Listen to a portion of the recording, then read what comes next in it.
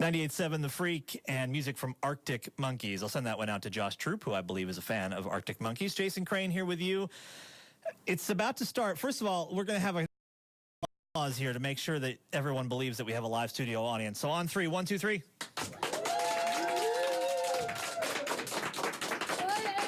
They are here. In fact, we have our largest ever studio audience, which is, oh, you can't bang the table, though. That's the last time banging the table, because otherwise it sounds like there's thunder in the studio, which is cool if Ozzy Osbourne were here, but less cool for bluegrass. Look, I couldn't be more excited. Been waiting for them here live in our studio. Here they are right now with Willow.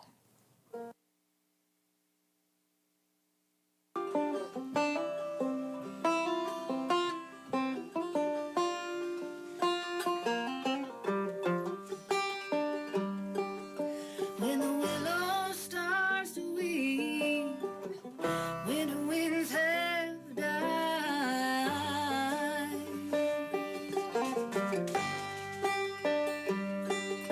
when the water's running deep.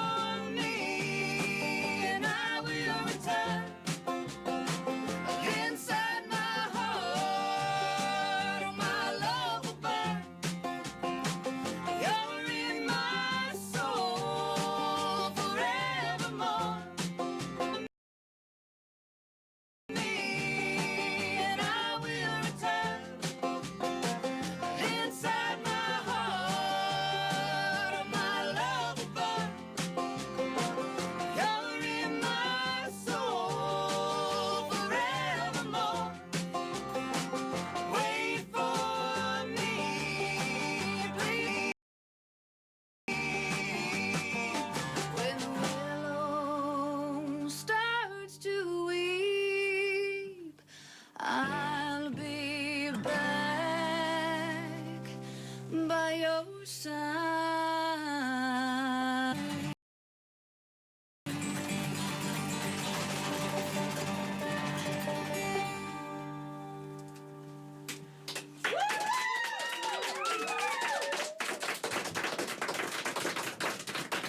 Man, it sounds so good. Tyne on the Fast Line right there on 98.7 The Freq. We'll be back to talk with Tyne herself in just a second after these messages. Stay tuned.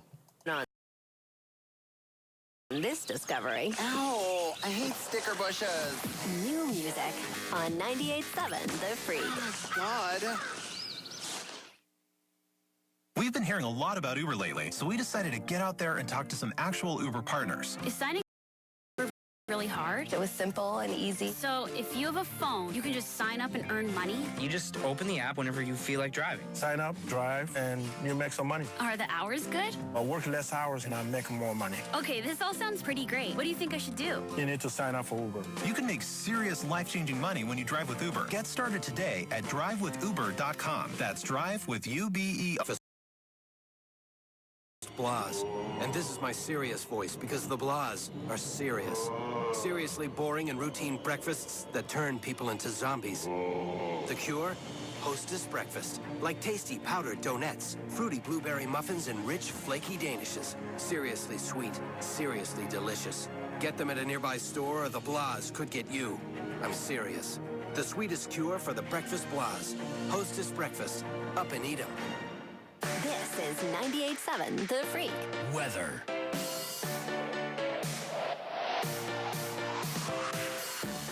Still 77 degrees in State College, and I can... It's probably still sunny. Low of 57 tonight. Tomorrow, high of 81 and clear. Sounds gorgeous. Sunday, 81 and clear most of the day. Sounds gorgeous. Chance of some rain overnight Sunday, and then it looks like thunderstorms Monday and Tuesday, but still in the low 80s or high 70s. So not too bad, all things considered. That's enough of the weather jingle, I think, because we have more to Tyne herself. First of all, let's tell you who's in the band. The Mighty Wiggus making his second appearance. Let's hear it for the Mighty Wiggus on guitar and mandolin right there. Oh, no. Dr. Kevin Lowe on the snare drum and the vocals. John Kennedy on the upright bass right here. And Tyne Palazzi here on banjo and vocals. It's so great to have you on the show, Tyne. Thanks for being here. Thank you for inviting us.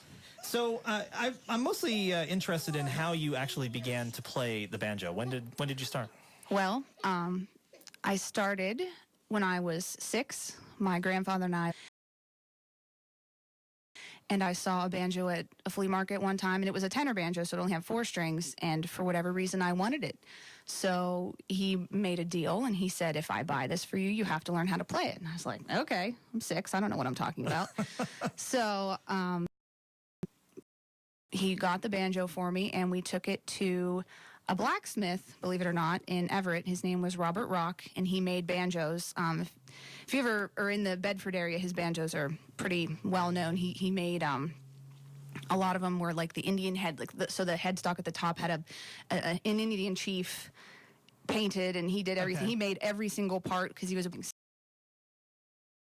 so he made me since the banjo was smaller, I had a smaller banjo without the big heavy tone ring in it, because my banjo right now is pretty heavy. But for me, since I was so little, he made a smaller neck and for 5 strings, and then I started taking lessons. And right from the beginning, was it something you were serious about, or did that take time to evolve? I think I had a knack for it, because when I started, I took lessons from Sandy Chrisman, who lives in Hollidaysburg, and my mom started out with me. And after a couple weeks or so, I kind of passed her up. I don't know. It's my thing. Like I'm pretty good at it. And then my gram would take me to lessons every week for all through elementary school, junior high, high school. So now, did you grow up hearing any music in which a banjo was featured, or were you kind of out on your own trying to figure things out? Oh no, we listened to bluegrass. We went to local festivals. And once I got a little older, we started going to bigger festivals, and it just kind of grew from there.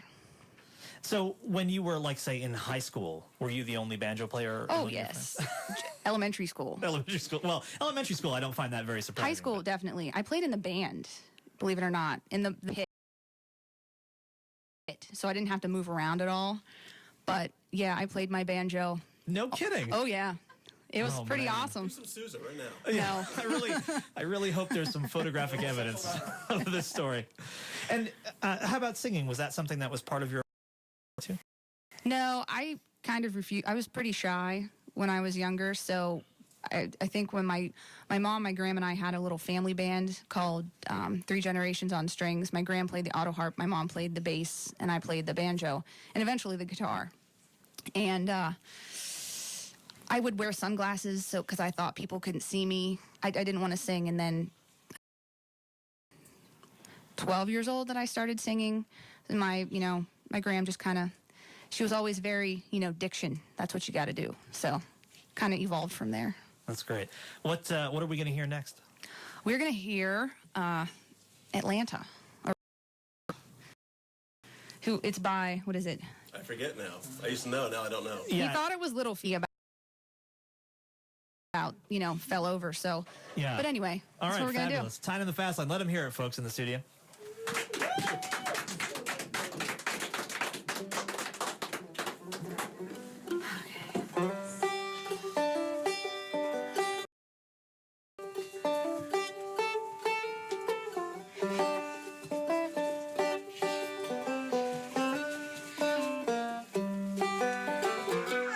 Same old place,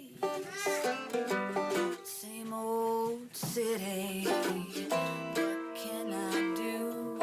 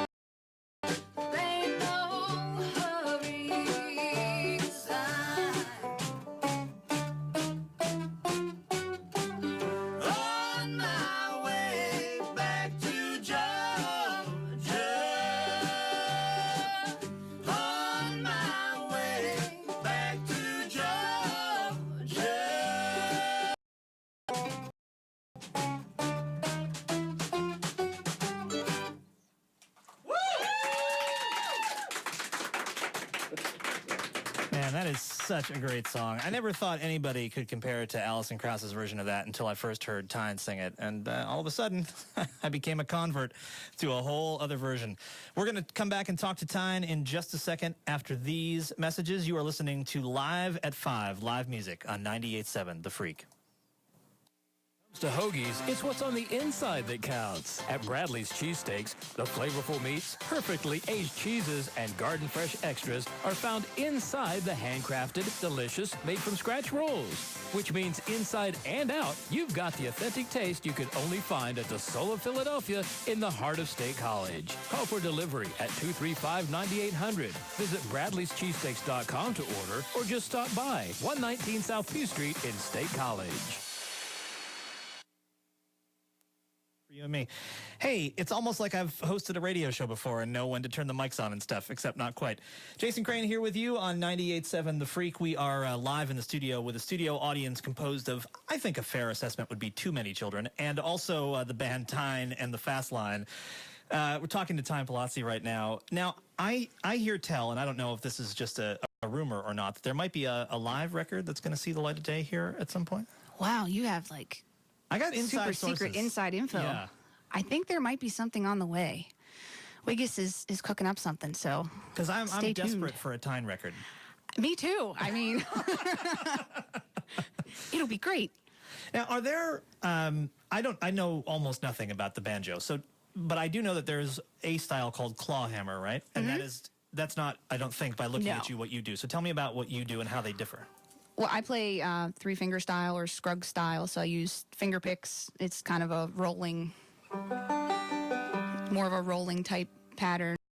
Scrug style because of the guy from Flatten? Well, yeah, he's like, the grandfather, the father of banjo playing, I guess. But I play more of a melodic-driven, melody-driven style of banjo. My mentor, Tony Furtado, who I met in... West Virginia at it was called the Augusta Heritage Program, that every week is a different theme. So they'll have Celtic Week, Blues Week, Irish Week, all different kinds of things. And I would go for Bluegrass Week. Okay. And I went there my first time. I was 9 years old. And usually there was like an age cutoff where they didn't let, I don't remember if it was like 10 or 12 or something like that. But they let it up to Tony to whether or not I could be in the class. And he said, as long as you're behaved and you listen and you can pay attention, you'll be fine. So I took his class. Can I interrupt you for 1 second to say, that's a lesson a lot of people in this room could learn. I'm not going to name any names. I'm just putting that out there. I'm sorry, continue. Well, he said, okay, it'll be fine. So I got to go to the class, lessons from him. And then we struck up a very good friendship, and I've known him since then. So it's been, I don't know, well, it's been a very long time, and it's okay that you're not willing to admit how many years it's been. and we still keep in touch, and I would take lessons from him. We would wherever I think so my family would drive me to Fairfax from Roaring Spring for a 2-hour lesson with him every month. So I play more like he does, but it's more. I don't play like the typical bluegrass licks or, style. I have a little more melody in mine playing. And does that affect how easy or difficult it is to play while you're singing, to kind of comp for yourself while you're singing? I don't know. It's just a natural thing for me because Sure. I played first and then I started singing, and because with my family, there are only 3 of us. So if I stopped playing, there's, a third. So it's kind of more like a rhythm guitar type backing that I do when I'm singing. Like I'm just playing chords, but it makes it's easy for me because I've been playing like that forever. Forgive me if this is an insensitive question, but did your grandfather enough to see what became of that initial deal that he made with you on the banjo? He did. He was he took me to, we went on all these festivals, and when I started playing, the first time I got in the band in State College, I was with, the band members were Mark Ross, Pat McGinnis, Jack Wilkinson, and me. They think Dawn Kennard was leaving and exploring her musical career, and Pat heard me play at a like an old time jam in Duncansville. So I'm playing clawhammer style, I'm playing old time banjo, and I was in a play at the time at my college. We were doing the play Working, and it was kind of the lead sort of, but there was a James Taylor song that Millworker. So Sure, yeah. I was playing that for them because they would let me play off the wall things that weren't old time stuff. And Pat heard me play that, and he's like, "Oh, would you like to, audition?" So we kind of all auditioned for each other, and that's how the band kind of. My pap was there. He at the First every Friday for a very long time, so he got to hear us. I don't know that he ever met Kevin at all, but he got to hear the band. That's amazing. For a long time. Yeah, it's rare. I kind of look back at the moment in your life when one entire path began, but it sounds like in this case you can. I mean, it sounds like that day was the beginning of now everything that has followed, which is pretty incredible. Yeah, it was a pretty cool family thing when I was younger. Like my mom, my grandma, my sister, my pap, and I would just go to these little bluegrass festivals all over the place, and it's kind of grown. That's pretty great. Cool. So you've got 2 more songs for us. What are we going to hear? I do. The next one is actually one that we just resurrected. We worked up a new version for But it's a new version, Oh, so very cool. nobody has heard this for years. It's called Galveston Flood. Awesome. Freq premiere right here. Yes, and then the last one is, it's called The Fox. It's a traditional tune. I think our version kind of stems from Nickel Creek, so they'll be fun. That's great. Well, let's hear some applause for Tyne and the Fast Line live on 98.7 The Freq.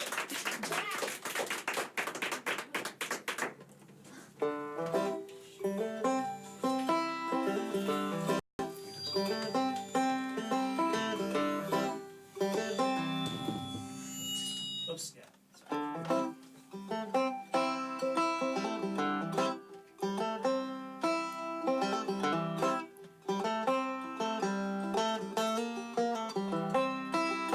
Was the year of 1900, and that was years ago. Death come howling on the ocean, and when death calls, you gotta go. Now Galveston, she had a seawall just to keep the water down, but a high tide from the ocean pulled the water all over the town. Wasn't that a mighty storm? Wasn't that a mighty storm in the morning? Wasn't that a mighty storm? Blew all people away. Now the sea began to roll in, and the ships they could not land. But I heard I'd save a drowning man. Well, the rain, it was a falling, and the thunder began to roll. Lightning flashed like hellfire, and the winds began to blow. Now trees, they fell in the island, and the houses gave away. Some stayed and drowned, others died anyway. Wasn't that a mighty storm? Wasn't that a mighty storm in the morning? Wasn't that a mighty storm? Blew all the people.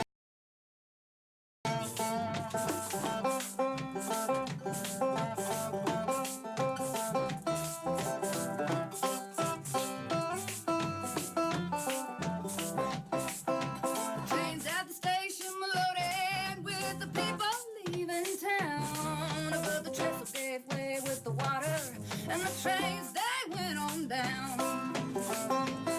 Oh, death, your hands are clammy when you got them on my knee. Oh, you come and took my mama, won't you come back after me? That a mighty storm in the morning, wasn't that a mighty storm? Blew all the people away. Wasn't that a took my mama, and it took my brother too. Well, I thought I heard my papa call as he watched my mama go. Death, a crewmaster, when you got them on my knee. Come and took my mama, won't you come back after me?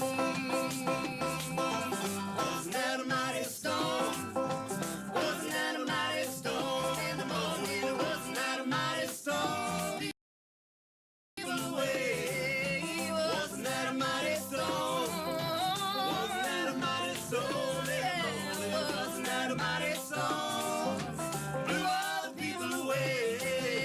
Wasn't that a mighty storm? Wasn't that a mighty storm? Wasn't that a mighty storm in the morning? Wasn't that a mighty storm? Blew all the people away. Mighty storm. Wasn't that a mighty storm in the morning? Wasn't that a mighty storm? And blew all the people away.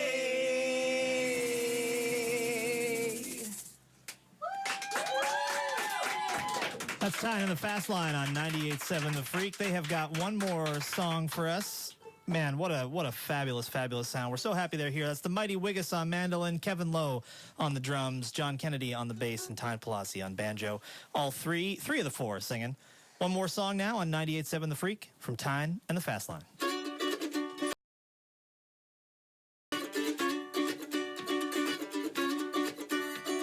Fox went out on a chilly night. He prayed for the moon to give him light. For he met a man who go that night before he reached the town. Oh, town, oh, town, oh. He met a man who go before he reached the town. Oh, well, he ran to a camp with a farmer's bin. The ducks and the geese kept them in. He said a couple of you were going to grease my chin before we leave this town. Oh, town, oh, town, oh. A couple of you were going to grease my chin before we leave this town.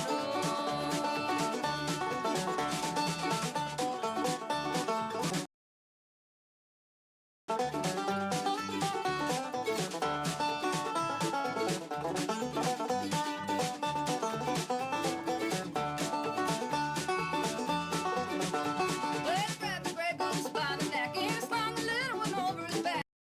The quack, quack, and the legs all dangling down, oh, down, oh, down, oh. He didn't mind the quack, quack, and the legs all dangling down, oh. Then the old gray woman, she jumped out of bed and out of the window she popped her head, crying, John, John, the gray goose is gone, the fox is on the town, oh, town, oh, town, oh.